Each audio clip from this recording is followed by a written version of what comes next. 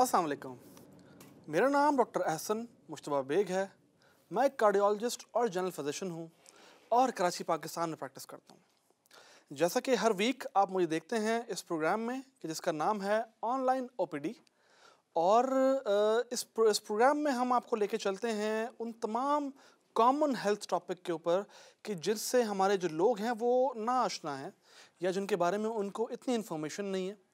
मैं कोशिश करता हूँ कि आपको बहुत ही आसान लैंग्वेज के अंदर, बहुत ही आसान जो है वो भाषा के अंदर मैं आपको समझाऊँ कि किस तरह से इन बीमारियों से बचा जा सकता है, असल में इन बीमारियों में होता क्या है, और कैसे कुछ दवाइयों से आप लेकर इनसे अपना इलाज जो है वो कंटिन्यू कर सकते हैं। आज का जो टॉपिक है हमारा कंटिन्यूएशन है पिछले प्रोग्राम की। पिछले प्रोग्राम में हमने बात की थी एंजियोप्लास्टी और स्टेंट के ऊपर।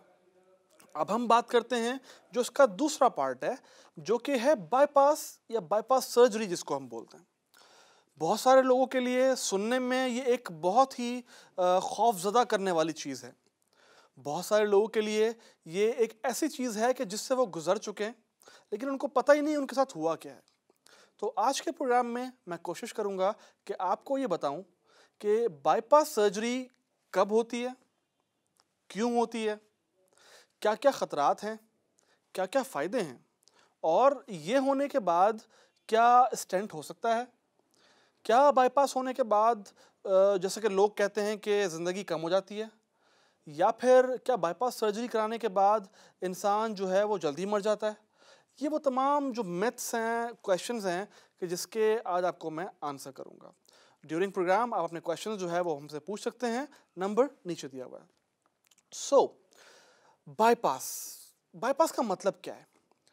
बाईपास का मतलब ये होता है कि किसी चीज़ को उस जगह को स्किप करके, उस जगह को छोड़ के, जंप करके दूसरी जगह पे पहुंच जाया जाए। अच्छा, तो बाईपास सर्जरी से क्या मुराद है? बाईपास सर्जरी से मुराद है कि आपके जो दिल के वॉल हैं, आपके जो दिल की जो नालियां हैं, जिनमें रुकावट आ जाती है, जिनमें से खून आगे नहीं बढ़ पाता, उनको किस तरह से हम लोग जो है वो खून पहुंचाएं, ऐसे पहुंचाएं कि दिल जो है वो अपना काम करता रहे। अगर मैं आपको एक बहुत ही आम जो है उसमें समझाने की कोशिश करूं कि अगर आपके घर में एक पाइप है और उस पाइप से पानी जा रहा है, और वो पाइप बीच में जो है वो ब्लॉक हो जाता है, और वो ऐसी जगह से ब्लॉक होता है कि जो आप जहाँ तक पहुँच नहीं पाते हैं, तो क्या किया जाता है? उस पाइप को जहाँ से वो नज़र आ रहा है वहाँ से एक कनेक्शन दिया जाता है, और वहाँ से पानी का एक और कनेक्शन दिया जाता है दूसरे एंड पे कि जहाँ पर वो पाइप नज़र आ रहा है। बीच का पूरा पोर्शन स्किप हो जाता है, जंप हो जाता है, बाईपास हो जाता है। इसको हम कहते हैं बाईपास करना, कि एक नाली को एक जगह से दूसरी जगह तक खून सप्लाई करना।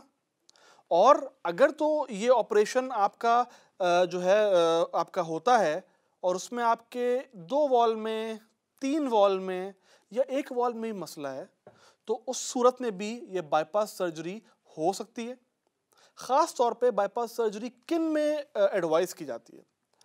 बाईपास सर्जरी उनमें एडवाइस की जाती है कि जिनमें तीनों के तीनों वॉल में मसला हो, तीनों के तीनों वॉल में रुकावट हो, या फिर इन रुकावटों के साथ साथ अगर तो वो डायबिटिक मरीज़ है, शुगर का मरीज़ है, तो ऐसी सूरत हाल में बाईपास स्टेंट से ज़्यादा बेहतर है। कि अगर आपको तीनों वॉल में मसला है, आपको शुगर भी है, तो बाईपास आपके लिए ज़्यादा मुफीद है स्टेंट के। स्टिल कुछ कंडीशन ऐसी हैं कि जिस कंडीशंस के अंदर स्टेंट बाईपास से बेहतर है। ये तमाम जो डिसीजंस है ना, ये हम छोड़ते हैं आपके कार्डियोलॉजिस्ट के ऊपर।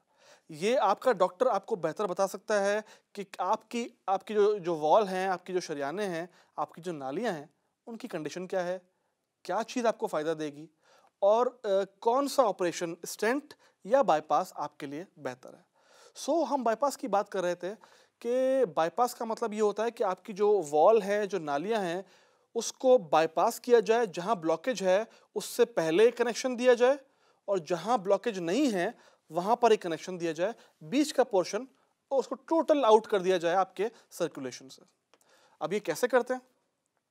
अमूमी तौर पे आपके जो सीना है उसके अंदर कुछ अल्लाह ताला ने ऑलरेडी कुछ नालियां रखी हुई हैं कि जो इस काम के जो मकसद से जो है वो अल्लाह ताला ने आपको दी हैं। बड़ा मौजज़े की बात है। जब सर्जन से हम लोग बात करते हैं तो वो कहते हैं ऐसा लगता है कि एक नाली बिल्कुल जो है वो आपको दी हुई ही बाईपास के लिए, कि अगर उसको हम अपनी जगह से निकाल दें तो कोई ज़्यादा फ़र्क नहीं पड़ता, और उसको हम एक जगह से निकाल के आपके दिल से अटैच कर देते हैं और आपका जो कुदरती बाईपास है वो हो जाता है। ये तो हो गई एक नाली। बाकी दो नालियों में क्या करें? उसमें ये करते हैं हम कि पाँव से आपके कुछ आपकी जो नालियां हैं, जो वेन्स हैं, उसको निकाला जाता है। वो निकालते हैं और उनको टुकड़े करके, सफाई करके, बिल्कुल ये देख के कि अंदर से वो साफ शफाफ हों, कोई ब्लॉकेज ना हो, वो सब कुछ जब मेक श्योर हो जाता है तो फिर दूसरे वॉल में उससे बाईपास करते हैं कि एक जगह लगा दिया और दूसरी जगह कनेक्शन दे दिया, बीच का जो ब्लॉक वाला पोर्शन है वो बाईपास हो गया। इसी तरह 3 अगर आपके वॉल बंद हैं तो तीसरी में भी इसी तरह ही होता है। तो ये है ऑपरेशन बाईपास। इसमें आपका जो सीना है उसको चाक किया जाता है, आपकी हड्डी को काटा जाता है, उसको सीने को खोलते हैं, आपका जो दिल है उसको कुछ टाइम के लिए रोक देते हैं। जो ये कहते हैं कि बाईपास ऑपरेशन के वक्त में आपका दिल आपके सीने से निकाल के एक मशीन पे लगा दिया जाता है जिसको हम बोलते हैं बाईपास मशीन। उसमें क्या होता है कि आपके दिल को वो पंप कर रही होती है, खुद ही पंप कर रही होती है, और आप जब तक जो सर्जन है वो हम अपना काम कर रहे होते हैं कि जहाँ जहाँ ब्लॉकेज है उसको एक जगह से सी के दूसरी जगह पे टांका लगा के, बिल्कुल वो एक समझ लीजिए कि एक बहुत ही बारीक काम है, माइक्रोस्कोप के अंदर जो है वो काम हो रहा होता है।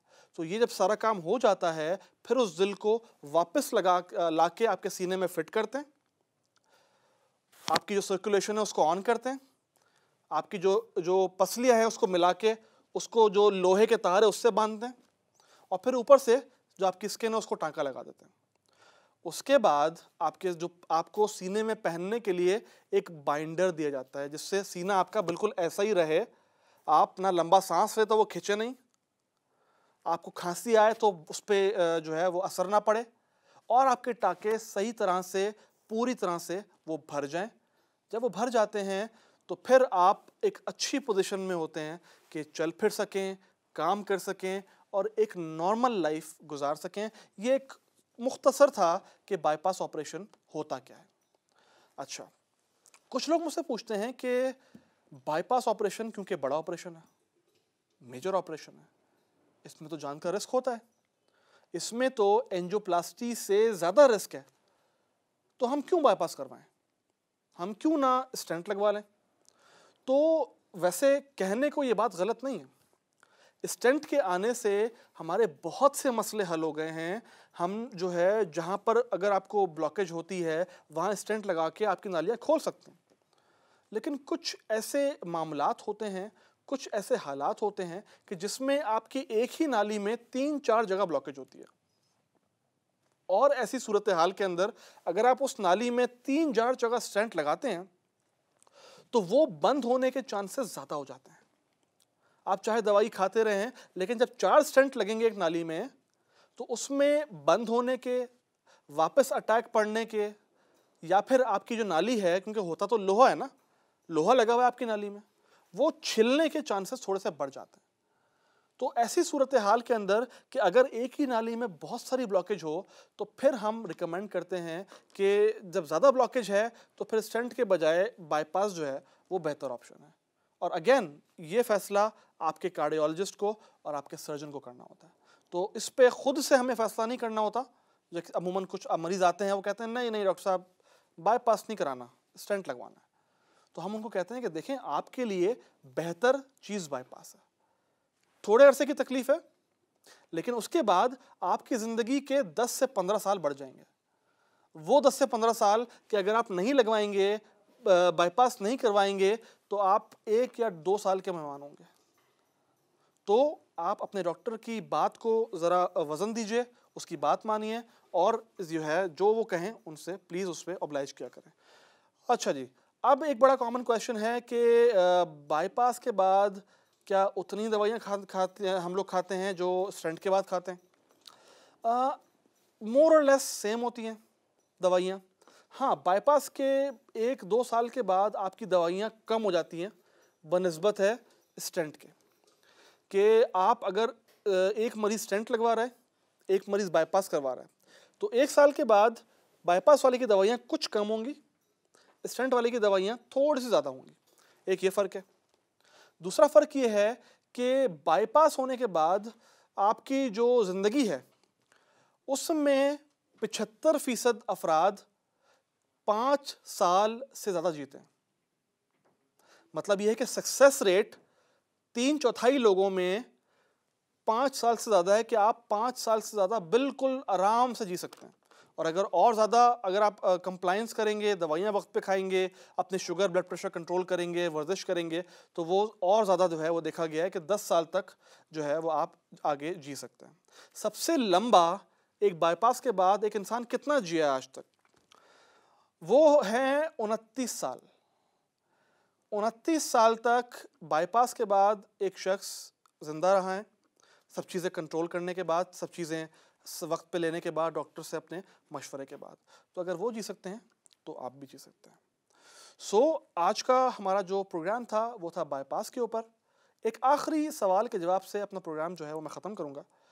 वो ये है कि बाईपास करने के बाद या बाईपास होने के बाद क्या ऐसा किया जाए, क्या हम जो है कोई और चीज़ करवा सकते हैं? लोग पूछते हैं कि हम बाईपास के बाद क्या हम जो है वो भाग दौड़ सकते हैं?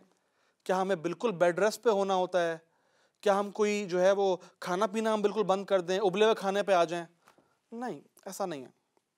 ये एक गलत फहमी है। अगर आपको बाईपास सक्सेसफुल हो गया है, आपको डॉक्टर ने गो अहेड दे दिया है कि आप अपनी नॉर्मल ज़िंदगी गुजारें, आप चलें फिरें, वर्जिश करें, एक्सरसाइज करें, तो बाईपास के बाद you are as good as a normal human being. आप एक बिल्कुल नॉर्मल इंसान की तरह अपने जो वर्जिश है, भाग दौड़ है, वो कर सकते हैं। आप बाईपास के बाद खाने पीने में मामूली एहतियात करने के साथ साथ आप नॉर्मल खाना खा सकते हैं। हाँ, बशर्ते ये कि आपको अगर शुगर है तो थोड़ा उसकी जो है वो आपने करनी है, अगर ब्लड प्रेशर है तो थोड़ी उसकी एहतियात करनी है। लेकिन एक नॉर्मल इंसान जितनी आप ज़िंदगी जो है वो जी सकते हैं। तो बाईपास होने के साथ साथ आप कोई पैरालाइज नहीं है कि आप आराम से बिल्कुल बिस्तर पे बैठें, हिले नहीं, वॉशरूम भी ना जाएं, सहारे से जाएं। नहीं नहीं नहीं, ऐसा नहीं है। आप एक नॉर्मल ज़िंदगी गुजार सकते हैं। बाईपास को अगर हवा बनाया हुआ है कि हो बाईपास, नहीं। अब तो इतना कॉमन हो गया है बाईपास कि मेरे अपने हॉस्पिटल में दिन के अंदर कोई 7 से 8 बाईपास हो जाते हैं। एंजियोप्लास्टीज की अगर बात करूं तो दिन में जो इमरजेंसी एंजियोप्लास्टीज हैं वो तकरीबन 30 से 35, और जो इलेक्टिव एंजियोप्लास्टीज हैं वो तकरीबन 20 से 30 एंजियोप्लास्टीज हो जाती हैं। इतना कॉमन है। और बहुत शाज़ व नाज़िर ऐसा देखने में आया है कि कोई किसी ने अपने बाईपास या एंजियोप्लास्टी के बाद अपनी जान गंवाई हो। It's a totally safe procedure. अपने डॉक्टर से बात कीजिए इस बारे में कि क्या रिस्क्स हैं, क्या बेनिफिट्स हैं, और उनकी बात को ऑब्लाइज कीजिए। मुझे उम्मीद है कि आज का प्रोग्राम आपको जो है उसने इन्फॉर्मेशन दी होगी, आपको फ़ायदा हुआ होगा, और आगे भी आपसे इन्हीं मौज़ूआत के ऊपर इनकी कंटिन्यूएशन पे बात होगी। मुझे इजाज़त दीजिए। अंटिल नेक्स्ट टाइम, अस्सलाम वालेकुम।